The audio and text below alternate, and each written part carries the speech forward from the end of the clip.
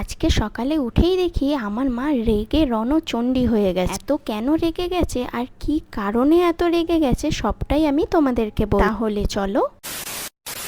আজকে ঘুমটাই ভেঙেছিল হচ্ছে মায়ের চিল্লানো দিয়ে। তারপর জিজ্ঞাস করাতে মা তো বলছেই না, মা তো শুধু পক পক পক পক করেই যাচ্ছে।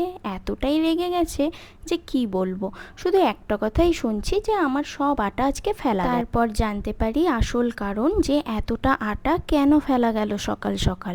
মা আটাটা মেখেছিল হচ্ছে সকালে টিফিনে রুটি করবে বলে। তারপর আমার মা রুটিটা বেলার পর দেখে কি না রুটির মধ্যে এত সাদা সাদা পোকা দেখা যাচ্ছে, যেটা তো খালি চোখে দেখাই যায় না।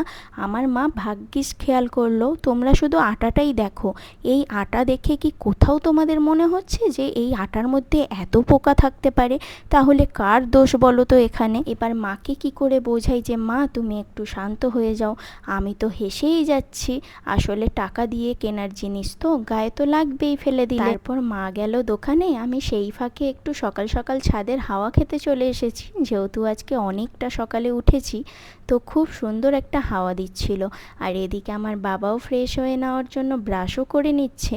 ওদিকে আমার মা দোকান থেকে আবার নতুন করে আটা কিনে এনে রুটি ভাজাও স্টার্ট করে দিয়েছে। ভাবতেই পারিনি আজকের দিনটা এইভাবে ঠিক শুরু হবে।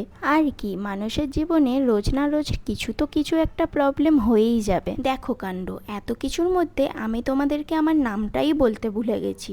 হাই, আমি মাল্লিকা, নিশ্চয়ই চিনতে পেরেছো, ভুলে তো যাওনি। যাই হোক, আজকের এইসব ঝামেলা ঝাঁটি হতে হতে দুপুর হয়ে গেল। দুপুরে আজকে চিকেন রান্না হয়েছিল, খুব মজা করে চিকেনটা খেয়ে নিলাম। তারপরে হচ্ছে খুব মেঘলা করেছিল, তো মেঘলার ওয়েদারটা এত ভালো লাগছে, তোমাদেরকেও একটু দেখিয়ে দিলাম যে মেঘলা মেঘলা হয়েছে, এবার খুব জোরে জোরে বৃষ্টি হবে।